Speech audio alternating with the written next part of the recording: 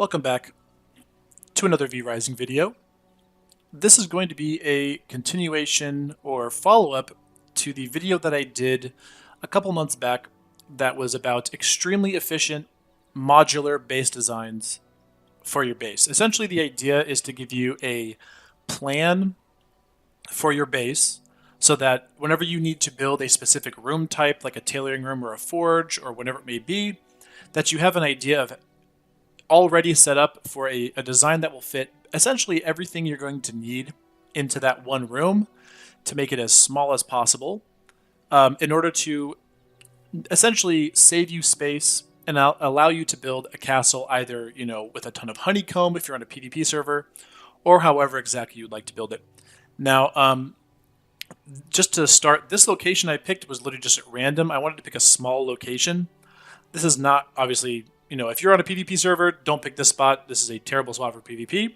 But I'm just using the idea of this as my single entrance. So, look for a base with a single entrance, for example, if you want to use this with the PvP style. And again, how the base, the point is how the base is set up.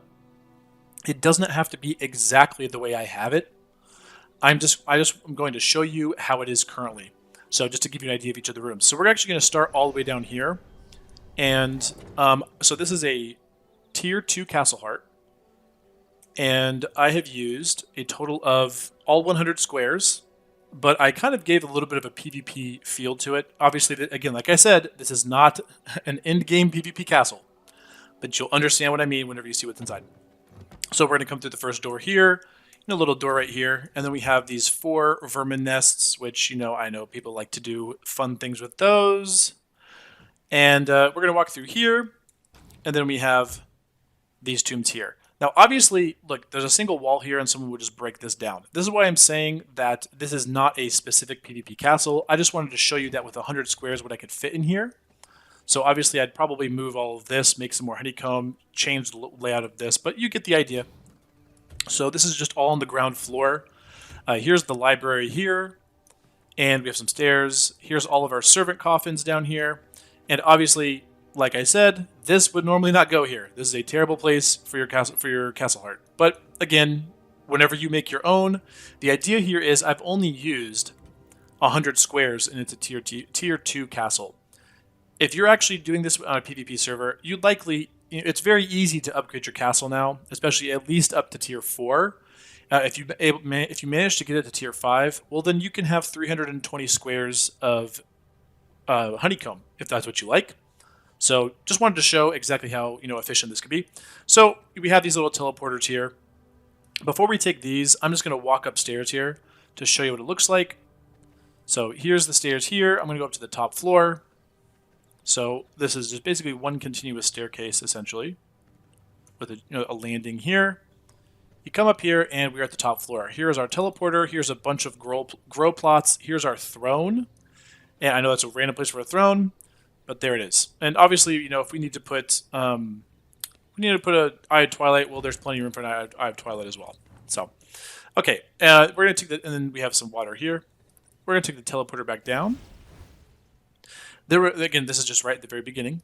Now we're gonna take the red teleporter, which takes us to our production floor, and this is the floor that is pretty insane.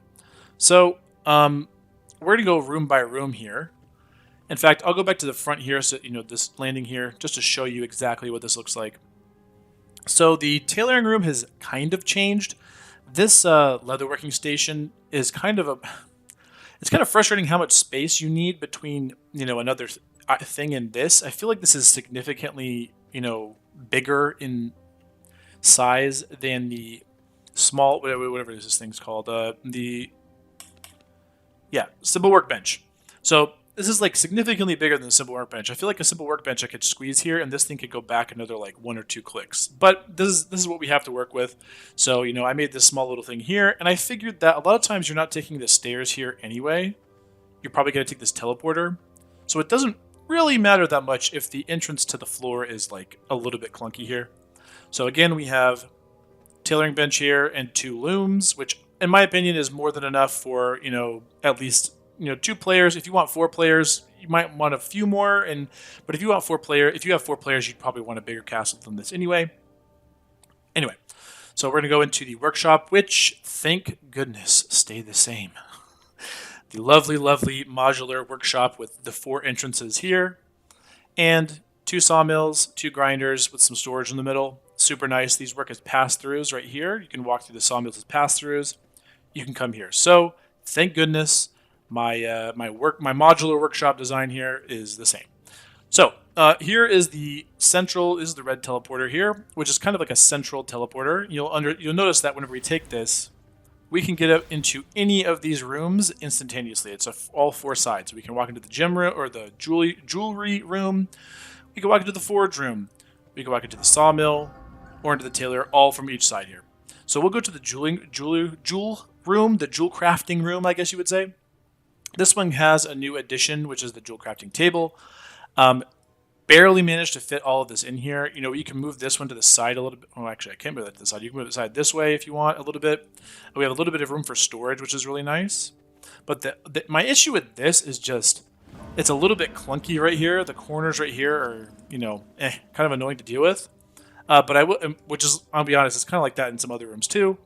But we can, once you get used to this, it's not too bad running through all this. You're just like, oh, I gotta turn around. And then also with Wolf Form's jump, you kind of just don't have to worry anymore. You just jump in. If you get stuck or whatever, you just jump over it. So next, we're going to go into the forge, and I just want to say brace yourselves, because with the addition of fabricators in the Ancestral Forge, dude, I was trying to get it as small as I possibly could. It's just a little bit bigger than the other footprint, the original footprint that was a 3x2. This is like 4 long here, and then it's 2 thick here, and then 3 thick here. So here we go. All right, the most cursed forge room you've ever seen in your entire life. It looks insane, but we got it all in here. The only thing I don't have in here that is technically a forge item would be a simple workbench. And like if you want one of those, add 1 square right here and put it in. This right here is honestly the craziest thing. So 2 things. The fabricators are enormous and they're very clunky. So like you have to kind of switch them this side, one way, make them go different directions, which luckily you can just get in the center and interact with them. But you kind of have to have them go different directions, because if you line them up like this, it'll block the entrances. So if you swap them like this, however, you have a little bit of pass through, and you can even pass through right here. So, you can go like this, just like jump in and you're good to go. The Ancestral Forge, this thing annoys me so much. It seems like it should be the size of this smithy. Like it seems like it should be just fine, but it actually isn't. So like you'll notice, like with the smithy, like right here is the ending. Obviously you can walk over this, but I can almost squeeze behind this. If I were to swap places with this, I could 100% squeeze in between this smithy and this furnace if I swapped the places. But with the Ancestral Forge, I mean, look at this. There's so much room right there, right here. Like, I can't get back there. It's just very annoying. It's like deceptively large on all sides. I mean, look, I'm not even touching it, and look, watch how I get pushed away from it. I mean, like, you see that? Like, it's pushing me away. The hitbox is just enormous.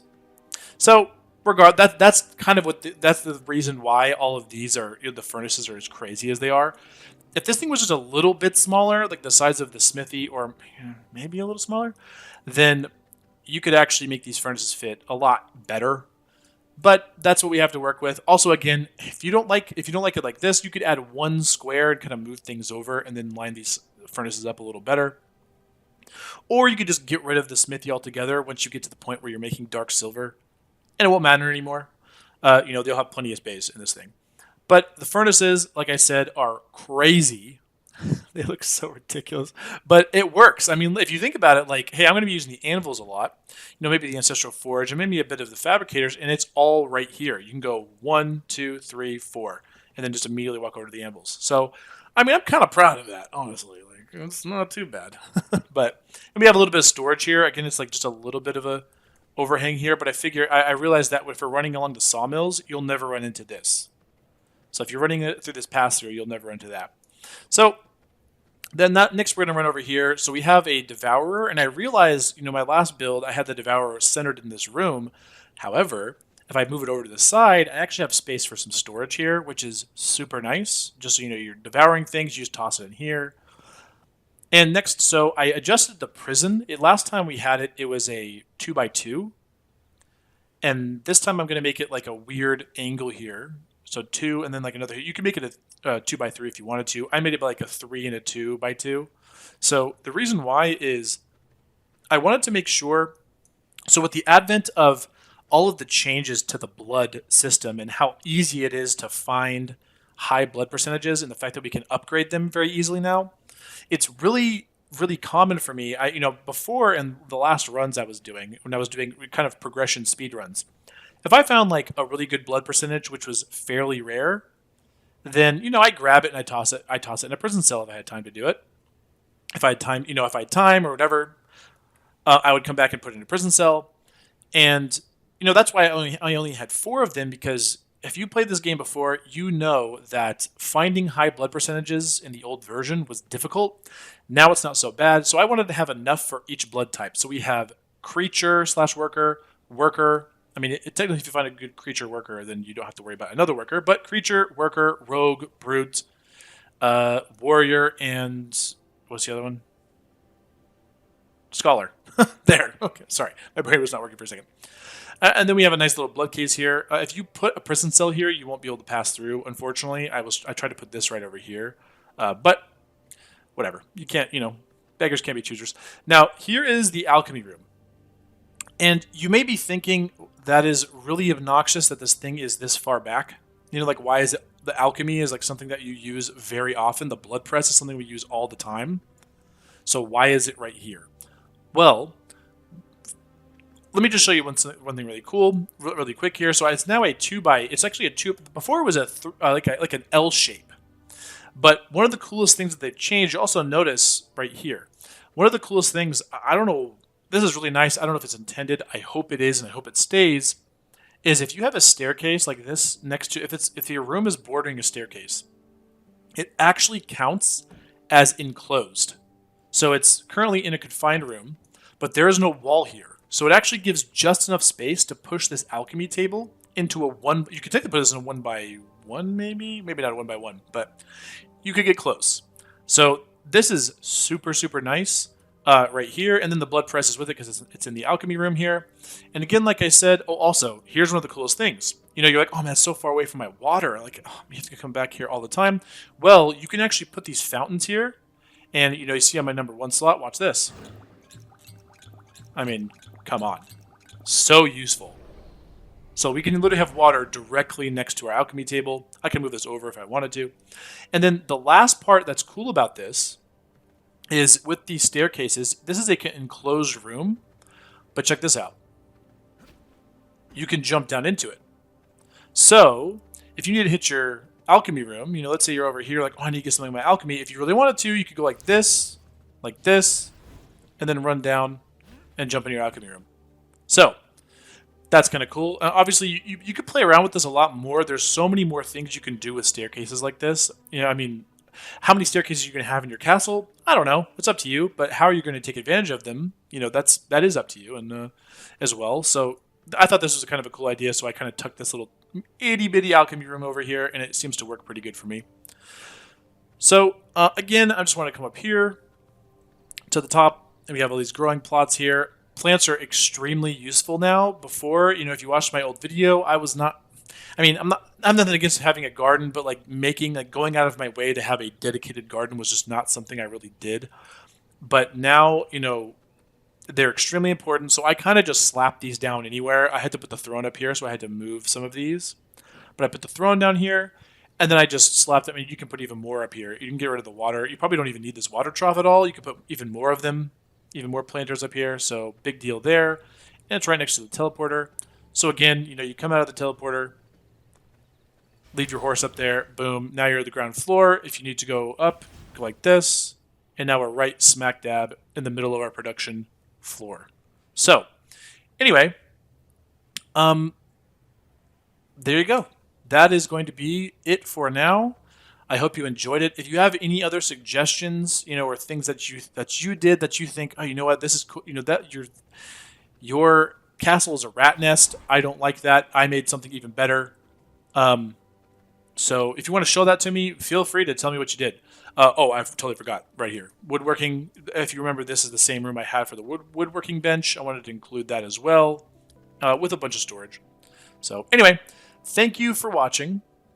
Hope you enjoyed it, and we will catch you in the next one.